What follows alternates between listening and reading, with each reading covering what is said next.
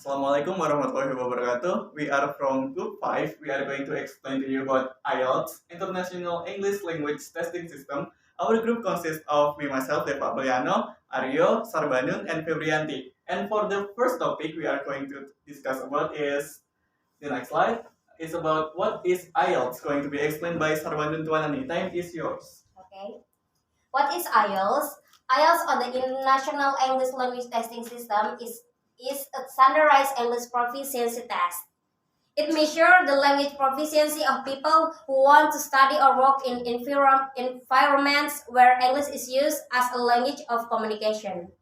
IELTS using easy to understand scale from 1 to 9 to identify the individual's proficiency level. Jadi IELTS ini adalah tes bahasa Inggris yang berstandar internasional. Tujuan tes IELTS ini adalah digunakan untuk orang yang ingin bekerja atau ingin belajar di suatu universitas yang dimana tempatnya itu berada di suatu tempat yang dimana menggunakan bahasa Inggris sebagai alat komunikasi mereka, atau bahasa Inggris itu adalah bahasa pertama mereka. Jadi mereka wajib untuk untuk menggunakan bahasa Inggris sebagai alat komunikasi mereka ya. Dan IELTS using easy to understand scale from 1 to 9 to identify the individual proficiency level itu, di mana tes IELTS itu kita tuh sangat sangat mudah untuk memahami kemampuan memahami scale kemampuan individu, di mana dalam tes IELTS itu kan kita ada mengetes ada 4 skill ya, di mana ada speaking, listening, reading, sama writing. Nah, di situ ada scale from 1 to 9 itu. Jadi pada setiap skill, pada selesai kita tes IELTS itu kita ada kita dikasih nilai per skillnya. Contohnya kalau untuk speaking nilainya 6. Jadi kita tuh bisa mengetahui dari per skill itu kemampuan kita tuh di skill yang mana saja dan kekurangan kita tuh di skill yang mana saja. Nanti dari 4 skill itu baru nilainya digabungin dijadikan satu. Okay, next slide. Recognition of IELTS. IELTS is accepted and received by over 10,000 organizations across 140 countries, making it one of the most universally recognized English language proficiency tests. These organizations include university, college, professional bodies, employers, and government. Jadi, IELTS ini sudah diterima dan sudah diakui oleh 10.000 organisasi, di mana organisasinya terdapat di dalam 140 negara. Nah, untuk organisasi dan untuk universitasnya itu adalah untuk organisasinya itu ada terdapat university, college, professional bodies, employers, and government. Nah, untuk negara-negara yang mengakui IELTS itu ada US, UK, Kanada, Australia, New Zealand, and Australia. Ada beberapa lainnya. Dan untuk universitas yang menerima IELTS itu adalah University of Cambridge, University of Oxford, University of Toronto, Columbia University, Stanford University, and etc. Mungkin untuk universitas-universitas yang tertera di sini mungkin teman-teman udah mengetahui ya, jika universitas-universitas di sini merupakan universitas-universitas ternama yang mengakui keberadaan IELTS. Oke, terima kasih. The next slide will be explained by Mbak Febrianti Abbas. Time is yours.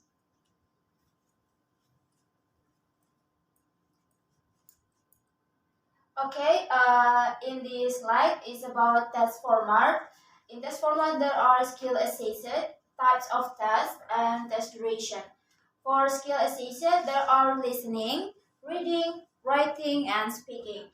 So, for types of tests, there are academic and general training.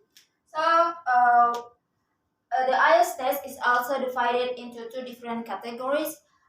Each category must be selected according to the needs of the participants. For the first one is IELTS academic. This type of test was developed specifically for participants who wish to continue their studies in English-speaking environment. For the second one is general training.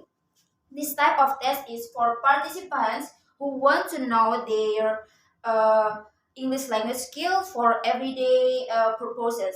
And in this test, the question given will be more general in nature. The material in a session will discuss matters related to everyday life.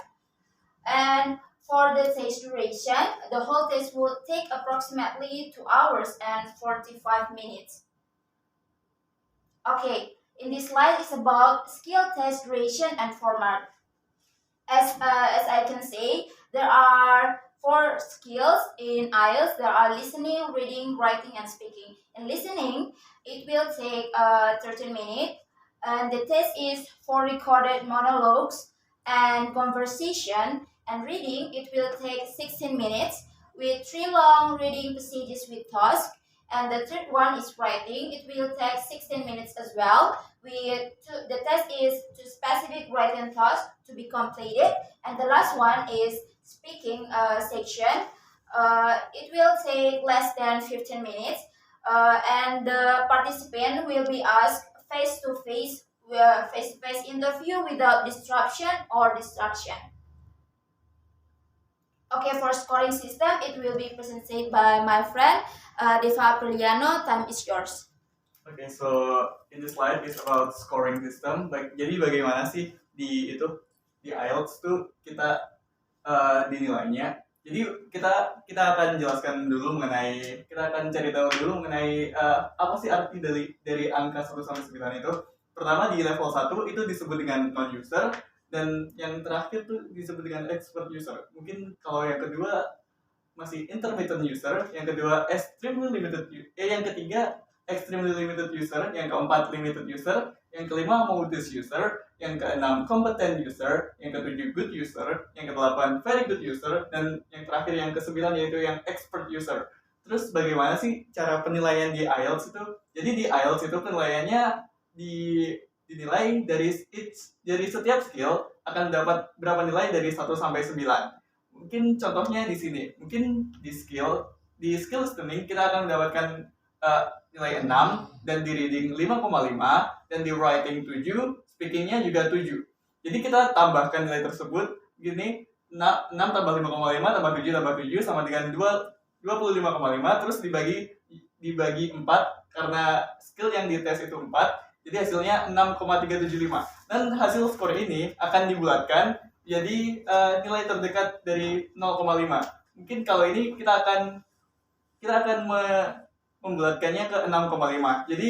Jadi dari contoh ini user tersebut akan mendapatkan akan disebut dengan competent user karena nilainya berada di 6. Jadi itu saja untuk scoring system. Untuk selanjutnya yaitu how to register IELTS, going to explain by Aryo. Okay, thank you, Mr. Deva. And about the register of IELTS, that consists of 5 steps. And the first one is preparing. In the preparing section, we have a registration instruction, notice to taker, and information for test takers. Jadi untuk step pertama ini adalah fase di mana kita mengumpulkan informasi untuk bagaimana step-step ke depan untuk pendaftaran IELTS. Lalu, and the second step is select your IELTS, and the section is test date and location, academic or general training. In this section, we have to choose which test date and location that we will be doing the test, and academic or general training test which we want to take. Seperti yang sudah dijelaskan oleh Mbak Febrianti, di mana ada 2 tes yang merupakan tes akademik dan general training. And the third step is register. To secure your slot at the IELTS test, we have to register by creating your profile and submit your application. Jadi untuk step ketiga ini merupakan step di mana kita akan mendaftarkan slot kita di ujian IELTS tersebut. Dikarenakan ujiannya tidak terus-terusan terjadi, hanya satu waktu, jadi slotnya sangat terbatas. Nah, untuk mendapatkan slot tersebut kita harus register. And the next one, step 4, is secure your place by credit card payment or bank deposit within the 72-hour period. Untuk memastikan slot kita ada atau terdaftar, kita harus melakukan pembayaran Nah, pembayarannya itu bisa melalui credit card payment or bank deposit di dalam jeda waktu 72 jam dari fase register. And the test fee is ranging from 215 and 310 USD atau US dollar. Jadi untuk kalau di sekitar dirupiahkan itu berjarak dari 3,5 juta sampai 5 juta rupiah untuk sekali tes dari awal register sampai ke pembuatan sertifikat untuk mendaftar ke entah pekerjaan atau universitas yang terdaftar. And the last one is confirmation.